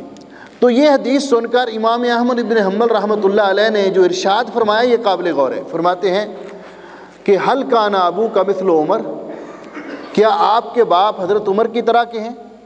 یعنی حضرت عمر رضی اللہ تعالیٰ عنہ جیسے عادل خلیفہ اور اتنے اعلیٰ درجے کے مسلمان، ان سے یہ توقع ہی نہیں کہ انہوں نے کسی اپنی ذاتی ناراضگی کی وجہ سے یا کسی انا کی وجہ سے یہ کہا ہو، بلکہ لازمی طور پر وہاں کوئی سبب ہوگا۔ تو اس لیے انسان کو ایسی صورتحال میں اچھی طرح جائزہ لینا چاہیے کہ کسی بچی پر ظلم بھی نہ ہو اور والدین ناراض بھی نہ ہوں، دونوں میں والدین کو راضی کر لیا جائے، اور اگر کوئی معقول اور شرعی عذر نہیں ہے تو پھر بیوی کو طلاق نہ دی جائے۔ یہ جو موقف ہے یہی موقف درست ہے اور اسی کو ہی صحیح ماننا چاہیے۔ یہ حدیث ہے انت و مالک لابیک، کیا یہ حدیث صحیح ہے اور اس کا مطلب کیا ہے؟ یہ حدیث صحیح ہے، حضرت جابر رضی اللہ تعالیٰ عنہ سے روایت ہے اور یہ روایت صحیح ہے، اس کو شیخ البانی رحمہ اللہ نے بھی صحیح کہا ہے، لیکن اس کے ساتھ ایک لمبا واقعہ عام طور پہ ذکر کیا جاتا ہے، وہ واقعہ صحیح نہیں ہے۔ حدیث میں کس طرح، ایک پوری حدیث غالباً اس طرح ہے کہ ایک آدمی نے رسول اکرم صلی اللہ علیہ وسلم کی خدمت میں آ کر عرض کیا کہ حضرت میرے والد مجھ سے چاہتے ہیں کہ میں اپنا مال ان کو دوں اور میں نہیں چاہتا، تو رسول اکرم صلی اللہ علیہ وسلم نے فرمایا انت و مالک لابیک، آپ اور آپ کا مال آپ کے باپ کے لیے ہیں۔ یہاں جو انت و مالک لابیک، لابیک میں جو لام ہے اس کے بارے میں علماء میں اختلاف ہے۔ شیخ محمد ابن صالح العثیمین رحمہ اللہ نے بڑی اچھی توجیہ کی ہے، انہوں نے فرمایا کہ یہ لام تملیک کے لیے نہیں بلکہ انتفاع کے لیے ہے۔ والد اپنی جائز ضروریات کے لیے اپنے بیٹے سے مال لے سکتا ہے جس کا معنی ہے، اور اپنی ضروریات پہ خرچ کر سکتا ہے، لیکن یہ نہیں کر سکتا کہ بیٹے کی رضامندی کے بغیر ایک کی کمائی دوسرے بیٹوں کے نام لگواتا رہے، بیٹے کی جو کمائی ہے وہ دوسروں کو دیتا رہے اور اس میں ایسا تصرف کرے کہ بیٹا خالی ہاتھ ہو جائے، یہ درست نہیں ہے۔ اپنی جائز ضروریات کے لیے والد اپنے بیٹے سے مال لے سکتا ہے، اور بیٹے کے لیے بھی ضروری ہے کہ وہ اپنے والدین کی خدمت کرے اور ان کے نان و نفقے کو برداشت کرے، لیکن کلی طور پر ان کا مال لے کر، یعنی اگر تملیک کا معنی ہے کہ اس کے لیے وہ دلیل یہ دیتے ہیں کہ اگر بیٹے کا مال ٹوٹلی طور پر کلی طور پر باپ کی ملکیت میں ہوتا تو حق وراثت کے اندر باپ کو چھٹا حصہ نہ ملتا یا باپ کو اسبہ کے طور پر باقی نہ ملتا، بلکہ جب بیٹا فوت ہوتا ٹوٹل مال باپ کو دے دیا جاتا۔ اس لیے یہ لام انتفاع کے لیے ہے کہ باپ اپنے بیٹے کے مال سے فائدہ اٹھا سکتا ہے، اپنی ضروریات کو پورا کر سکتا ہے، اور اگر کہیں کسی اور کو دینا ہے، کسی اور کے نام لگانا ہے، کسی اور میں تقسیم کرنا ہے تو بیٹے کی رضامندی کے بغیر ایسے نہیں کرنا چاہیے، کیونکہ وہ مال اصل میں بیٹے کا ہے۔ ایک ساتھی نے لکھا ہے، میں بہت پریشان ہوں، میری ماں میری بیوی کو پسند نہیں کرتی، اس لیے میں نے اس کے لیے الگ گھر دے دیا ہے، اب دونوں الگ ہیں، اس وقت میں کیا کروں؟ تو میرے بھائی، پہلی بات تو یہ ہے کہ یہ معاشرے کے اندر ایک بہت بڑی ہمارے کوتاہی پائی جاتی ہے کہ وہی بیٹی جس کو ہم بڑے شوق سے بار بار دیکھ کر، رشتہ دار بھیج کر، ماں اس کو منتخب کر کے لاتی ہے اپنے گھر، تو جب وہ آ جاتی ہے گھر میں تو اس کی دشمن بن جاتی ہے۔ یہ بات غلط ہے۔ ہر ماں جو ایک بچی کو اپنے گھر میں لاتی ہے تو اس کو اپنی بیٹی کی طرح سمجھنا چاہیے، اور جو آنے والی بیٹی ہے اس کو بھی اپنی ساس کو ماں کی طرح سمجھنا چاہیے، تو ایسی صورت پیدا نہیں ہوتی۔ لیکن اگر ایسے صورت کہ یہ جو آپ کی بیوی کو پسند نہیں کرتی آپ کی ماں، تو ہو سکتا ہے کہ آپ نے اپنی پسند کی شادی کی ہو، ماں کی پسند کی شادی نہ کی ہو، یہ بھی ہو سکتا ہے۔ اور اگر ایسے نہیں ہے، ماں نے یہ شادی کی ہے تو بعد میں ماں اس کو پسند نہیں کرتی، تو آپ کے ذمے ہے بیوی کا نان و نفقہ۔ آپ نے اگر اس کو گھر الگ لے کر دے دیا ہے تو ٹھیک ہے، اچھا کیا ہے، اور وہ اپنے گھر میں خوش رہے اور آپ کی ماں اپنے گھر میں خوش رہے۔ آپ کی بیوی پر لازم نہیں ہے کہ وہ آپ کے والدین کی خدمت کرے، بلکہ اس پر اس کے والدین کی خدمت کرنا لازم ہے۔ ہاں، اگر شوہر حکم دے بیوی کو تو پھر اس کے لیے یہ بھی لازم ہے، لیکن آپ پر لازم ہے۔ تو شوہر جو ہے یہ گستاخی نہ کرے والدین کی اس بنا پر کہ میری بیوی کے ساتھ ناراض نہیں رہتے لہٰذا میں بھی ان کے ساتھ بات نہیں کرتا۔ شوہر خدمت کرے، اپنے گھر میں رہ رہی ہیں، تھوڑا عرصہ رہیں گی انشاءاللہ، وہ اپنے گھر میں خوش ہوں گی، جب کبھی کبھی ملیں گی تو بڑی پیار محبت سے ملیں گی۔ اللہ تعالیٰ ان کے درمیان الفت اور محبت پیدا کر دے، ان میں ایسی فضا پیدا کرنے کی کوشش کریں۔ پریشان ہونے کی بجائے آپ اللہ تعالیٰ سے دعا کریں، اللہ دونوں کے دلوں کو ملا دے اور آپس میں محبت پیدا کرے۔ 40 سالہ بیٹا والدہ کو ناجائز گالیاں نکالتا ہے، اس کی کیا سزا ہے؟ دیکھیے، بیٹا 40 سال کا ہو یا 20 سال کا، والدین کے ساتھ، جس طرح آپ نے سنا ابھی درس میں کہ اللہ رب العزت نے تو فرمایا کہ لا تقل لہما اف، کہ ان کو اف تک نہ کہو۔ والدین کو گالی دینا کبیرہ گناہ ہے، لیکن اس کی سزا کیا ہے؟ کہتے ہیں کہ کیا ایسے شخص کو جائیداد سے عاق کیا جا سکتا ہے، یا اس کا اور کیا کفارہ ہے، یا اس پر جرمانہ ڈالنا چاہیے؟ بات یہ ہے کہ والدین کی اطاعت اور فرما برداری اپنی جگہ پہ، اولاد کی گستاخی نافرمانی اپنی جگہ پہ۔ اگر کوئی والدین کی اطاعت اور فرما برداری کرتا ہے تو اللہ سے اس کا اجر پائے گا، والدین کی دعائیں حاصل کرے گا۔ اگر نافرمانی کرتا ہے تو اللہ تعالیٰ کی نعمت جنت سے محروم ہوگا۔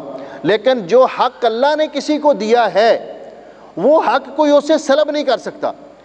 تو اگر اولاد گستاخ ہے تو والدین اس گستاخی کی بنا پر اس کو جائیداد سے عاق نہیں کر سکتے، کیونکہ یہ حق اللہ نے دیا ہے، جائیداد سے عاق نہیں کر سکتے۔ لیکن اولاد کی گستاخی کی سزا ان کو اللہ تعالیٰ کے ہاں سے ملے گی۔ اس کا حل یہ ہے کہ ایسی اولاد سچی توبہ کرے، اللہ تعالیٰ سے بھی معافی مانگے اور والدین سے بھی معافی مانگے اور ان کو راضی کر لے، یہی اس کے لیے بہتر ہے۔ مولانا صاحب السلام علیکم۔ وعلیکم السلام ورحمۃ اللہ۔ اگر دانت صحیح نہ ہوں تو ان کو علاج کے ذریعے صحیح کروایا جا سکتا ہے یا پاؤں ٹیڑھے ہوں پیدائشی طور پر؟ میرے بھائیوں اور میری بہنوں، اللہ جل شانہ نے انسان کا جو منظر اور جو عذاب بنائے ہیں اپنے فضل و رحمت سے ان کی تخلیق کی ہے۔ بعض اوقات کسی وجہ سے اگر کوئی عضو رہ جاتا ہے، ادھورا رہ جاتا ہے، انسان اپاہج ہوتا ہے، اس میں کوئی نقص واقع ہوتا ہے، مثال کے طور پر ہونٹ کٹا ہوا ہے درمیان میں، منظر بھی اچھا نہیں لگتا، گفتگو بھی صحیح نہیں کر سکتا۔ اسی طرح دانت اونچے نیچے ہیں، آگے پیچھے ہیں، ان کو درست کروانا، پیدائشی طور پر پاؤں ٹیڑھے ہیں، تو اگر طب کے اندر اس کا علاج موجود ہے اور علاج کروانے کے ساتھ اس مذکورہ شخص کی صحت پر بھی کوئی اثر نہیں پڑتا تو شرعی طور پر ایسے کروانا جائز ہے، اس میں کوئی حرج نہیں۔ شرعی طور پر ایسے کروانا جائز ہے، اس میں کوئی حرج نہیں۔ دلیل اس کی یہ ہے کہ رسول اکرم صلی اللہ علیہ وسلم کے ایک صحابی جن کا نام تھا غالباً ارفجہ ابن اسعد رضی اللہ تعالیٰ عنہ، زمانہ جاہلیت میں ایک جنگ کے اندر ان کی ناک کٹ گئی تھی، تو انہوں نے وہ ناک چاندی کی لگوائی ہوئی تھی۔ اسلام قبول کیا تو وہ چاندی کی ناک لگائی ہوئی تھی، آرٹیفیشل جو تھی تو اس میں سمیل آتی تھی، وہ خراب ہو گئی، تو رسول اکرم صلی اللہ علیہ وسلم نے ان کو اجازت دی کہ سونے کی ناک لگوا لیں، سونے کی ناک لگوا لیں۔ اس سے علماء نے استدلال کیا ہے کہ اگر دانت آگے پیچھے ہیں، وہ جس طرح وہ تار سی باندھتے ہیں ان کو برابر کر دیتے ہیں، پاؤں ٹیڑھے ہیں، ان کا علاج اگر شرعی طور پر ممکن ہے تو ٹھیک ہے، کروایا جا سکتا ہے۔ اسی طرح ہونٹ کٹا ہوا ہے، ڈاکٹر اس کو ٹانکے وغیرہ لگا کر درست کر دیتے ہیں، تو اس میں کوئی حرج نہیں، یہ انسان کی مصلحت کے لیے ہیں اور انسان کے اعضاء کو کارآمد بنانے کے لیے ہیں۔ لیکن اس کے ساتھ ساتھ ایک بات ذہن میں رہے کہ یہ جو پلاسٹک سرجری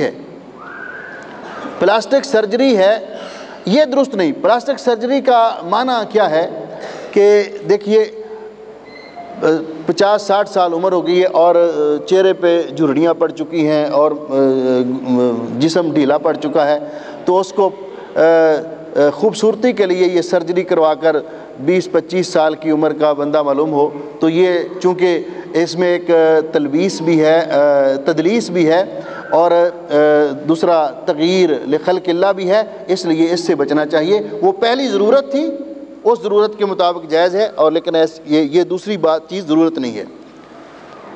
ایک ساتھی نے لکھا ہے ابارشن کے بعد آنے والا خون کیسا ہے؟ اگر بچہ اپنی مدت سے پہلے پیدا ہو جائے، ابارشن ہو جائے، تو اس کو جو آنے والا خون ہے یہ خون نفاس کا خون شمار ہوگا، نفاس کا خون شمار ہوگا۔ جتنے دن یہ آئے گا اتنے دن عورت نمازیں نہیں پڑھے گی۔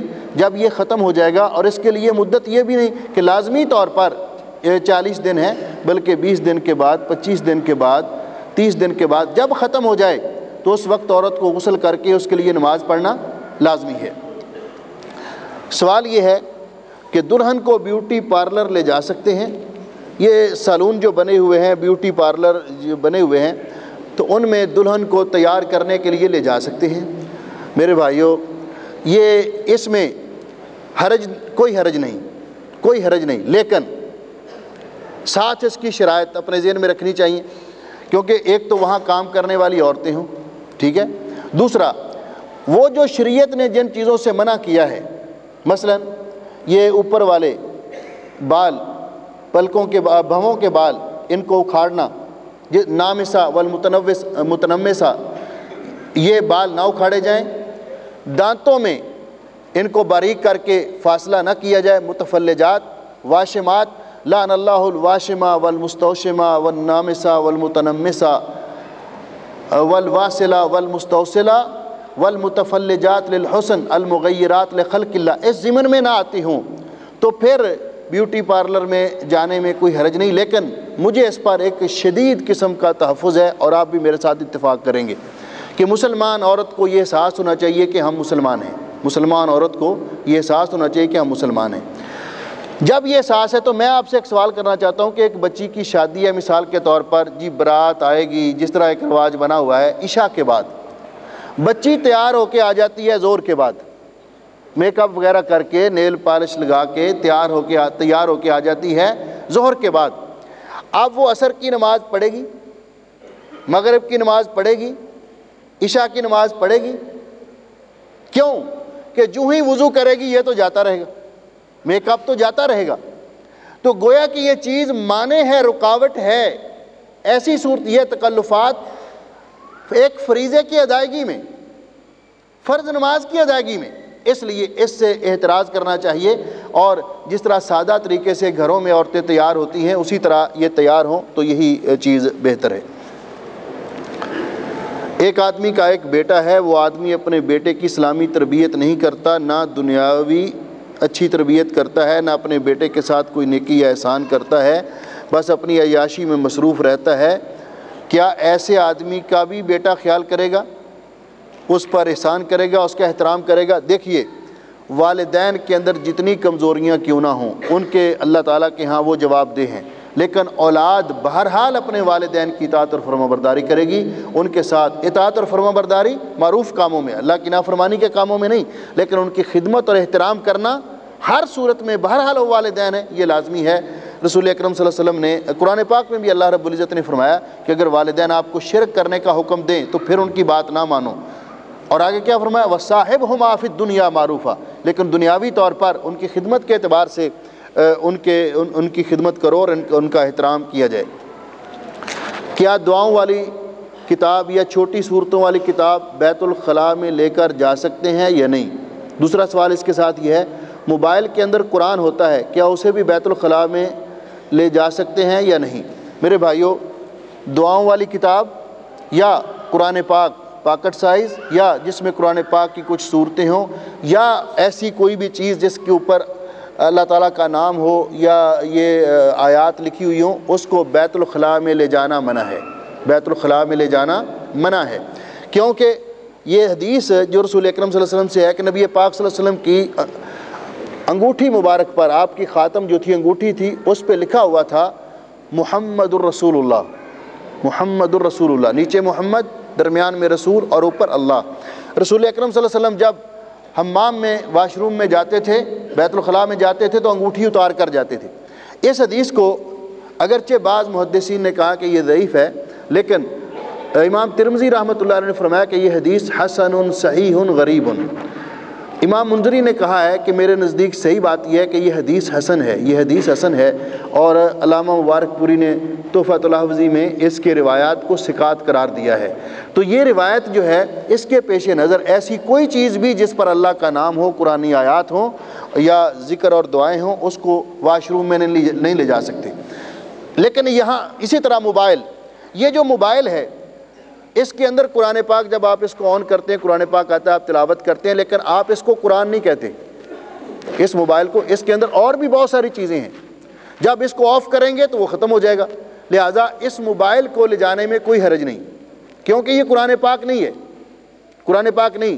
آپ جب اس کو آن کرتے ہیں تو اسکرین پہ آ جاتا ہے، جب آف کر دیتے ہیں غائب ہو جاتا ہے، تو یہ پرماننٹ چیز نہیں ہے۔ پھر اس کو اگر باہر رکھیں گے، واش روم کے باہر، یہ اگر موبائل آپ رکھ کر جائیں تو کیا خیال ہے، وہیں رہے گا۔ اسی طرح یہ آپ کے پاس دینار ہے، دینار ہے نا آپ کے پاس، میرے خیال سب کے پاس ہوں گے۔ تو یہ دیکھیے، یہ دینار، اس کے اوپر لکھا ہوا ہے وَبِاللَّهِ نَسْتَعِينُ، وَبِاللَّهِ نَسْتَعِينُ، اللہ تعالیٰ کا نام لکھا ہوا ہے۔ تو کیا خیال ہے، یہ دینار ہم باہر رکھ کر جائیں اگر، تو وہاں رہیں گے؟ تو جب ایسی مجبوری کی شکل بنتی ہے، تو پھر اگر یہ چیزیں چھپی ہوئی ہوں یا جیب کے اندر ہوں، تو ان کو مجبوراً لے جایا جا سکتا ہے، کیونکہ ان کا باہر رکھنا خطرے سے خالی نہیں۔ لیکن قرآن پاک، مصحف، دعاؤں کی کتاب، صورتوں کی کتاب، اس کو واش روم میں نہیں لے جانا چاہیے۔ جس کو باہر رکھا جانا ممکن ہو، اس کو باہر رکھنا چاہیے۔ کوئی بھی چیز جس کے اوپر اللہ کا نام لکھا ہوا ہو، حتی الامکان اس کو واش روم میں نہیں لے جانا چاہیے۔ کیا کوئی شخص اپنا عقیقہ خود کر سکتا ہے؟ رسول اکرم صلی اللہ علیہ وسلم نے فرمایا کہ کل غلام مرتہن بعقیقتہ، ہر بچہ اپنے عقیقے کے عوض گروی رکھا ہوا ہے۔ اگر کوئی شخص سمجھتا ہے کہ اس کے والدین نے بچپن میں اس کا عقیقہ نہیں کیا ہوگا یا نہیں کیا، بڑا ہو گیا، خود کمائی کرتا ہے، تو اب اپنا عقیقہ خود کر سکتا ہے، اپنا عقیقہ خود کر سکتا ہے۔ مولانا صاحب، آپ کا کل خطبہ جمعہ کہاں ہے اور روٹین کیا ہے؟ جی، میرا خطبہ جمعہ کل انشاءاللہ یہ خیتان، پرانے خیتان میں، خیتان قدیم میں، مہامید کے پیچھے مسجد ہے، انٹرنیشنل اسکول کے بازو میں مسجد نگاہ الودوانی، وہاں انشاءاللہ کل خطبہ ہوگا۔ اور روٹین یہ ہے کہ ایک خطبہ میرا ادھر ہوتا ہے پرانے خیتان میں، اور اگلا خطبہ مسجد سنیان الغانم نئے خیتان میں جو وہاں سے گرا دیا گیا ہے اس میں ہوتا ہے۔ یہی روٹین ہے، ایک خطبہ غانم مسجد میں اور ایک ادوانی مسجد میں، یہ روٹین ہے۔ کچھ لوگ کہتے ہیں کہ سفر کے مہینے میں جن اور بلائیں وغیرہ آسمان سے زمین پہ آتی ہیں، اس مہینے میں زکوٰۃ زیادہ سے زیادہ ادا کرنی چاہیے، کیا ایسا کرنا ٹھیک ہے؟ اس کے ساتھ ہی دوسرا سوال ہے، سفر کا مہینہ کیوں سخت ہوتا ہے قرآن و حدیث کی روشنی میں؟ یہ لکھا ہے، چلو خیر، نحوست ہی صحیح۔ سفر کا مہینہ کیوں منحوس ہوتا ہے قرآن و حدیث کی روشنی میں بیان کریں۔ اس کے علاوہ اور کون کون سے مہینے سخت ہوتے ہیں؟ یا دیکھیے میرے بھائیوں، کوئی مہینہ منحوس نہیں، کوئی دن منحوس نہیں، سارے مہینے اللہ کے دن اللہ کے ہے۔ اگر اس کے اندر کوئی چیز مؤثر تو وہ انسان کے اپنے اعمال کے اعتبار سے ہے۔ جہاں تک اس بات کا تعلق ہے کہ سفر کے مہینے میں بلائیں نازل ہوتی ہیں، جنات آتے ہیں، یہ آتا ہے وہ آتا ہے، اور تیرا تیزی کو اور مسئلہ تیز ہو جاتا ہے، تو یہ ساری چیزیں ان کا شریعت کے ساتھ کوئی تعلق نہیں، یہ توہمات ہیں۔ اور اس موضوع پر انشاءاللہ کل خطبہ سننے کے لیے آنا، تفصیل سے آپ کو بتائیں گے انشاءاللہ العزیز۔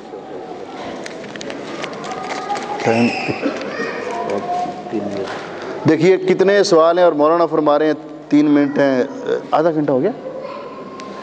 سوال یہ ہے کمیٹی کے بارے میں کیا خیال ہے؟ دیکھیے کمیٹی جو انسان ڈالتے، چند لوگ مل کر کمیٹی ڈالتے ہیں اور وہ پیسے جمع ہوتے ہیں، پھر قرعہ اندازی کے ذریعے ایک کو دے دیا پھر دوسرے کو دے دیا، تو اس میں کوئی حرج نہیں ہے، اس کے اندر کوئی حرج نہیں، لیکن اس میں بولی لگانا درست نہیں ہے، بولی والی کمیٹی وہ درست نہیں ہے۔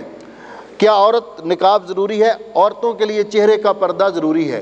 یہ جو لکھا ہے کہ ایک ڈاکٹر صاحب فرماتے ہیں کہ عورتوں کے لیے چہرے کا پردہ ضروری نہیں ہے، تو اگر چہرے کا پردہ نہیں کرنا تو اور کیا کرنا ہے؟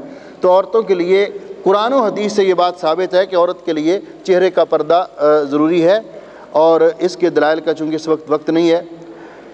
ساتھی نے لکھا ہے عورتوں کو پاؤں کی جوتی سمجھنا۔ میرے بھائیو، رسول اکرم صلی اللہ علیہ وسلم نے فرمایا انما النساء شقائق الرجال، جس طرح مرد آدم علیہ السلام کی اولاد ہیں اور اشرف المخلوقات ہیں، اسی طرح خواتین بھی آدم علیہ السلام کی اولاد ہیں اور اشرف المخلوقات ہیں۔ اللہ رب العزت نے دونوں کو شرف اور کرامت دی ہے، دونوں کے ایک دوسرے پر حقوق رکھے ہیں۔ عورت یہ اللہ تعالیٰ کی نعمت ہے، بیوی اللہ تعالیٰ کی نعمت ہے۔ اللہ جل شانہ نے کیا فرمایا؟ وَمِنْ آیَاتِهِ أَنْ خَلَقَ لَكُم مِّنْ أَنفُسِكُمْ أَزْوَاجًا۔ اللہ تعالیٰ نے کا بڑا انعام ہے کہ اللہ نے تمہاری جنس سے تمہارے لیے تمہاری بیویاں اور تمہارے جوڑے پیدا کیے۔ یہ تو اللہ تعالیٰ کی نعمت ہے، اس کی قدر کرنی چاہیے، اور اس کو نعمت کو بھی چاہیے کہ وہ بھی اس بات کا خیال رکھے کہ میں جس کے پاس جا رہی ہوں اس کو بھی اللہ نے فرمایا الرجال قوامون علی النساء، اللہ نے اس کو بھی قوام بنایا ہے۔ تو دونوں کے حقوق ہیں، دونوں اپنے حقوق کا پاس کریں تو انشاءاللہ یہ کوئی ایسا مسئلہ نہیں بنتا۔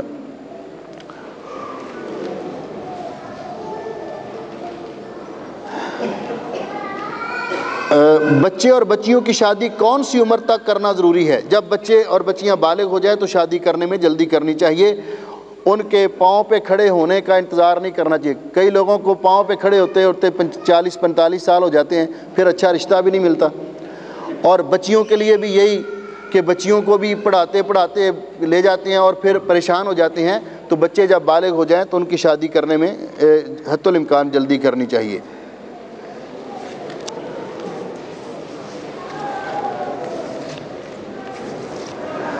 جناب علی، میرے چچا کی صرف بیٹیاں ہیں اور میرے بھائی یہ کہتے ہیں کہ ان کا میرے چچا کی جائیداد میں حق ہے، کیا یہ بات ٹھیک ہے؟ میرے بھائیوں، شریعت نے جو وراثت کے اندر طریقہ کار رکھا ہے کہ اگر کسی آدمی فوت ہو گیا ہے، اس کی بیوی ہے اور بیٹیاں ہیں، والدین موجود نہیں ہیں، والد بھی نہیں، والدہ بھی نہیں، والدین موجود نہیں ہیں جس طرح ساتھی نے لکھا ہے، تو ایسی صورت میں بیٹی اگر ایک ہے تو وہ ٹوٹل جائیداد کا بیوی کو 1/8 حصہ ملے گا اور بیٹی آدھا حصہ لے جائے گی، اور باقی حصہ اس فوت ہونے والے کے بہن بھائیوں کا ہوگا۔ اور اگر بیٹیاں 2 ہیں یا 2 سے زیادہ ہیں، اور اگر بیٹیاں 2 سے زیادہ ہیں تو پھر تو تمام بیٹیوں کو 2/3 حصہ ملے گا ٹوٹل جائیداد کا، ان کی ماں کو 1/8 حصہ اور باقی حصہ اس آدمی جو فوت ہونے والا ہے اس کے بھائیوں کا ہوگا۔ اس کے بھائیوں کی بات درست ہے۔ جمعے کا خطبہ شروع ہو جائے تو اکثر لوگ بعد میں آ کر سنتے ہیں، 2 سنتیں یا 2 رکعت نماز نفل پڑھتے ہیں، کیا یہ صحیح ہے؟ جمعے کا خطبہ جب ہو رہا ہو اس وقت بھی آ کر بیٹھنے سے پہلے تحیۃ المسجد پڑھنا چاہیے۔ رسول اکرم صلی اللہ علیہ وسلم نے فرمایا، صحیح بخاری کے اندر یہ روایت موجود ہے، جب تم میں سے کوئی مسجد میں آئے اور امام خطبہ دے رہا ہو فلا یجلس حتی یصلی رکعتین، تو اس کو 2 رکعت پڑھنے کے بغیر وہاں نہیں بیٹھنا چاہیے بلکہ پڑھ کے بیٹھنا چاہیے۔ تجارت کے لیے یا اپنی لائف انشورنس کروانا کیسے ہے؟ یہ بیمہ زندگی ہو یا کسی طرح بھی ہو، جہاں مجبوری ہے گورنمنٹ کرتی ہے وہاں کرنا وہ مجبوری ہے، اختیاری طور پر لائف انشورنس کروانا یہ درست نہیں ہے، اور اس کے بارے میں پہلے بات ہو چکی ہے، کبھی موقع ملے تو کیسٹ سن لینا۔ کیا نماز میں سورۃ فاتحہ پڑھنا ضروری ہے یا نہیں اگر امام قرات کر رہا ہو؟ دیکھیے رسول اکرم صلی اللہ علیہ وسلم نے فرمایا لا صلاۃ لمن لم یقرأ بفاتحۃ الکتاب، سورۃ فاتحہ کے بغیر نماز نہیں ہوتی۔ اگر آپ شامل ہوئے ہیں آ کر امام قرات کر رہا ہے تب بھی آپ اس کی قرات کے دوران سورۃ فاتحہ پڑھ سکتے ہیں، کیونکہ سورۃ فاتحہ پڑھنا لازمی ہے۔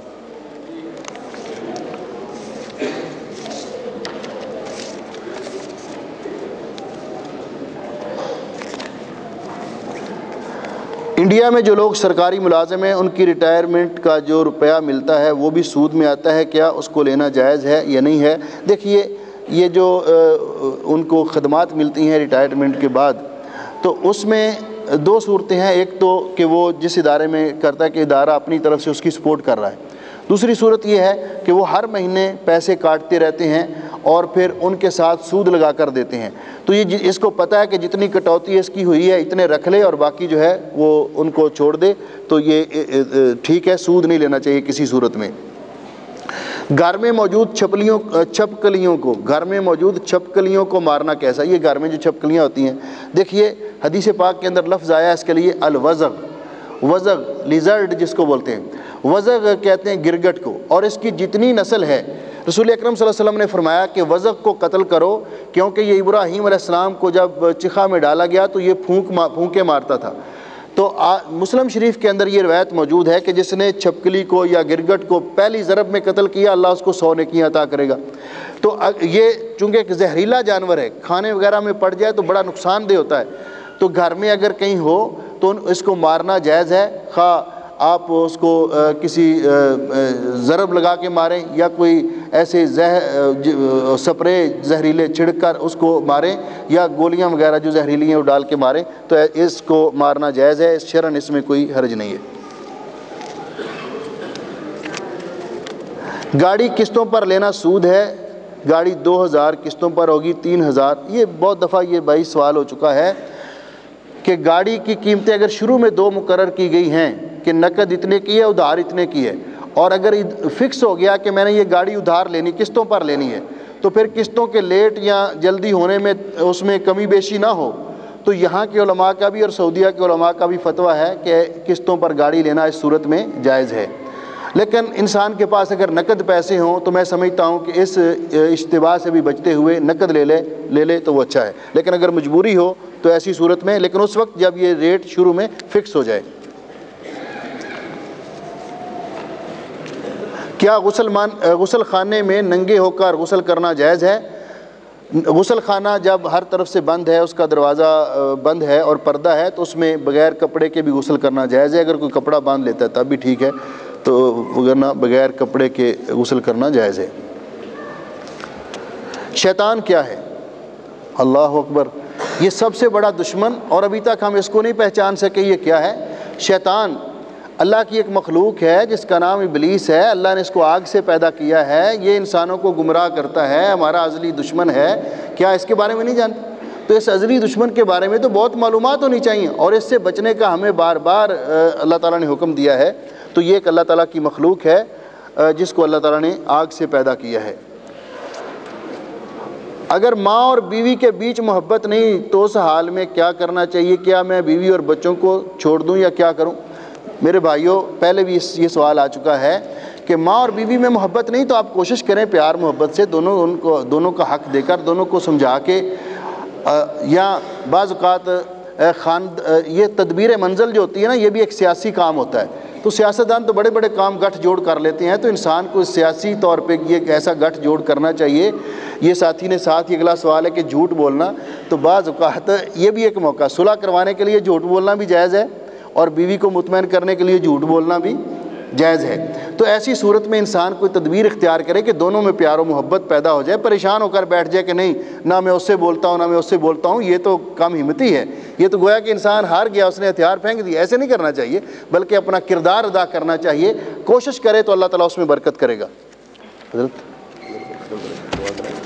ٹائم اب ختم ہو گیا ہے، سوال آپ کے بہت تھے اور سوال بڑے قیمتی ہیں آپ کے، لیکن افسوس کہ ان سب سوالوں کا جواب نہیں دیا جا سکا۔ جن ساتھیوں کے سوال رہ گئے ہیں وہ کوشش کریں کہ اپنا ٹیلی فون پہ یا اس کے علاوہ کسی دروس میں یا خطبہ جمعہ کے میں حاضر ہو کر ان کو اپنے سوالات کے جوابات لے لیں یا پوچھ لیں، تو انشاءاللہ بندہ حاضر ہے۔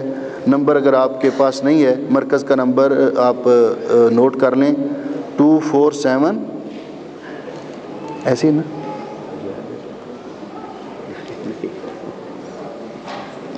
شفیق صاحب کیا نمبر ہے مرکز کا؟ مجھے یاد تھا لیکن آپ لوگوں کے اس ہاں جی، یہ بہت سارے بھائیوں نے دعا کے لیے اپیل کی ہے. ہمارے ایک ساتھی سلیم صاحب بیمار ہیں ہاسپٹل میں، ان کا دل کا آپریشن ہوا ہے. ایک بھائی نے کہا ان کی بیوی بیمار ہیں، اولاد کے لیے بھی دعا کریں. ایک ساتھی نے لکھا ہے حاجی اشرف صاحب شفیق صاحب کی کوئی عزیز ہیں، ان کے گھٹنے میں تکلیف ہے، ان کے لیے بھی دعا کریں. ایک ساتھی نے لکھا ہے میرے حق میں دعا کریں اللہ قرض سے نجات دے. آفتاب اقبال وڑائچ کے والد دنیا سے رخصت ہو گئے، ان کے لیے دعا کریں. ہمارے بھائی آفتاب صاحب، یہ بھائی شاہد اور بھائی اسلم صاحب کے جو کزن ہیں، یہ ان کے والد گرامی فوت ہو گئے ہیں. ایک ساتھی نے لکھا ہے اقبال صاحب میرے کام کے متعلق دعا کریں. مستنصر صاحب کے والد فوت ہو گئے ہیں، ان کے لیے دعا کریں. ایک ساتھی نے لکھا ہے کہ ان کی بیوی 1.5 سال سے بیمار ہے، اس کے لیے دعا کریں. ایک ساتھی نے لکھا ہے کہ میرا بیٹا بے روزگار ہے، اس کے لیے دعا کریں. یہ سب دعا کے لیے اپیل ہے. ایک ساتھی نے لکھا ہے میرے والدین اور 2 بہن بھائیوں کے لیے مغفرت کی دعا کریں. ایک ساتھی نے لکھا ہے کہ ہمارے گھر والے کی طبیعت کچھ خراب ہے، ان کے لیے دعا کریں. شیخ عارف صاحب نے لکھا ہے کہ ہمارے عزیز ابو بکر بیمار ہیں، ان کے لیے دعا کریں. مولانا محمد اکبر فاروقی انڈیا میں وفات پا گئے، ان کے لیے دعا کریں کہ اللہ رب العزت ان کی مغفرت فرمائے. ایک ساتھی نے لکھا ہے کہ میں آپ کے پروگرام میں آتا ہوں، پروگرام اچھا لگتا ہے، اللہ آپ کو جزائے خیر دے. آیا کریں اور ساتھیوں کو بھی ساتھ لایا کریں. آپ سے گزارش ہے کہ میری بیٹی کے رشتے کے بارے میں دعا کریں، اللہ آسانیاں کرے بھائی کے لیے. محترم میری بیٹی ACCA کا امتحان دے رہی ہے، اس کی کامیابی کے لیے دعا کریں. یہ شیخ صاحب میرے والد صاحب انتقال فرما گئے ہیں، یہ ساتھی نے پتہ نہیں نا کیا لکھا ہے، تو ان کے لیے دعا کریں. ہمارے ڈاکٹر اسحاق صاحب کے چچا وفات پا گئے ہیں، وہ ڈاکٹر اسحاق صاحب قلعہ دیدار سنگھ والے، ان کے لیے بھی. اور سب بیماروں کے لیے دعا کریں، پریشان لوگوں کے لیے دعا کریں، اللہ ان کی پریشانیاں دور فرمائے، اور جو فوت ہو گئے اللہ ان کی مغفرت فرمائے. الحمد للہ رب العالمین الرحمن الرحیم مالک یوم الدین. یا رب لک الحمد کما ينبغی لجلال وجهک ولعظیم سلطانک. یا رب لک الحمد ملء السماوات وملء الارض وملء ما بینهما وملء ما شئت من شیء بعد. اللهم انا نشهد بانک لا الہ الا انت الاحد الصمد الذی لم یلد ولم یولد ولم یکن له کفوا احد. اے ہمارے رب رحیم و کریم، اپنے فضل و رحمت سے ہمارے گناہ معاف فرما. الہ العالمین ہم سب کی دنیا اور آخرت بہتر بنا. اے اللہ جتنے مسلمان بہن بھائی بیمار ہیں سب کو شفائے کاملہ نصیب فرما. جتنے مسلمان بہن بھائی پریشان ہیں اللہ سب کی پریشانیاں دور فرما. جتنے مسلمان بہن بھائی عزیز و اقارب دنیا سے جا چکے اللہ ان کی قبریں منور فرما، ان کی قبریں جنت کے باغیچے بنا. جن کے لیے دعا کی اپیل کی گئی اللہ ان کو بھی صحت و ان کی بھی مغفرت فرما، اور جو فوت ہو گئے لیکن ان کے لیے دعا کی اپیل نہیں کی گئی تو سب مسلمانوں کی مغفرت فرما، انہیں اعلیٰ علیین میں جگہ عطا فرما. اے اللہ جتنے مسلمان بہن بھائی بے اولاد ہیں سب کو نیک اور صالح اولاد نصیب فرما. اللہ جس طرح تو نے ہمیں اپنی فضل و رحمت سے اولاد کی نعمت سے نوازا ہے اللہ ہماری اولادوں کو نیک بھی بنا. اے اللہ ہماری اولادوں کو نیک بنا، ہماری اولادوں کو اپنے فرما بردار بنا، ہماری آنکھوں کی ٹھنڈک بنا. دنیا اور آخرت میں ہماری کامیابی اور نیک نامی کا ذریعہ بنا. اے اللہ ہماری اولادوں کو دنیا اور آخرت میں ہماری کامیابی اور نیک نامی کا ذریعہ بنا. اللہ جو بہن بھائی رشتوں کی وجہ سے پریشان ہے اللہ تو ہمارے بچوں کو نیک اور صالح بیویاں نصیب فرما، اور ہماری بیٹیوں کو نیک اور صالح شوہر نصیب فرما. اللہ تو بہتر رشتوں کا انتظام کر دے، تو ہی جوڑے بنانے والا ہے اللہ، تو ان کے بہتر جوڑے بنا دے. اللہ ہمارے گھروں میں امن و سکون اور پیار و محبت کی فضا پیدا فرما. اے اللہ ہمارے والدین کے حال پہ رحم فرما، ان میں سے جو زندہ ہیں ان کو صحت و عافیت عطا فرما، اور ہمیں ان کی خدمت کر کے جنت حاصل کرنے کی توفیق نصیب فرما. جو فوت ہو گئے ان کی مغفرت فرما، ان کی قبریں جنت کے باغیچے بنا. الہ العالمین اس پروگرام میں جس طرح بھائی شرکت کرتے ہیں اور اس پروگرام میں تعاون کرتے ہیں اللہ تو سب کی محنت قبول فرما. الہ العالمین تیرے پیارے حبیب صلی اللہ علیہ وسلم نے فرمایا تو ایسی مجلس میں آنے والوں کے گناہ معاف کر دیتا ہے. اللہ ہمارے گناہوں کو بھی معاف کر دے، ہم پہ راضی ہو جا. اے اللہ اپنے فضل و رحمت سے اس پروگرام کو رہتی دنیا تک جاری و ساری رکھ. اللہ اس پروگرام کو رہتی دنیا تک جاری و ساری رکھ. الہ العالمین اس پروگرام کو ہم سب کے لیے صدقہ جاریہ بنا، کتاب و سنت کی اشاعت کا ذریعہ بنا، اپنی توحید اور اپنے پیارے نبی کی سنت کے علم کو بلند کرنے کا ذریعہ بنا. الہ العالمین میرے یہ بھائی اور میری یہ بہنیں جس طرح اس پروگرام میں ذوق اور شوق سے شریک ہوئے اللہ تو سب کی حاضری قبول فرما. جس طرح تو نے ہمیں یہاں جمع کیا اسی طرح جنت الفردوس میں جمع کرنا. اللہ جس طرح تو نے ہمیں یہاں جمع کیا اسی طرح جنت الفردوس میں جمع کرنا۔ اللہم صلی علی محمد وعلی آل محمد کما صلیت علی ابراہیم وعلی آل ابراہیم انک حمید مجید۔ اللہم بارک علی محمد وعلی آل محمد کما بارکت علی ابراہیم وعلی آل ابراہیم انک حمید مجید۔ ربنا آتنا فی الدنیا حسنہ وفی الآخرۃ حسنۃ وقنا عذاب النار۔ اللہ اس ملک کی بھی اور تمام بلاد اسلامیہ کی حفاظت فرما۔ اللہ تمام دنیا میں جہاں کہیں مسلمان آباد ہیں سب کو امن و سکون اور تحفظ نصیب فرما۔ اللہ ملک پاکستان کو اسلام اور امن کا گہوارہ بنا، اندرونی اور بیرونی خلفشار اور پریشانیوں سے نجات دلا، امن و سکون نصیب فرما۔ اللہ دنیا میں جہاں کہیں مسلمان مظلوم ہے، کشمیر میں، سوریہ میں، فلسطین میں، ہر جگہ مسلمانوں کی مدد فرما۔ اللہ اپنے بندوں کی مدد فرما، اسلام کو غلبہ نصیب فرما، کفر کو صفائے ہستی سے مٹا۔ ربنا تقبل منا انک انت السمیع العلیم وتب علینا انک انت التواب الرحیم۔ سبحان ربک رب العزۃ عما یصفون وسلام علی المرسلین والحمد للہ رب العالمین۔ سبحانک اللہم و بحمدک اشہد ان لا الہ الا انت استغفرک۔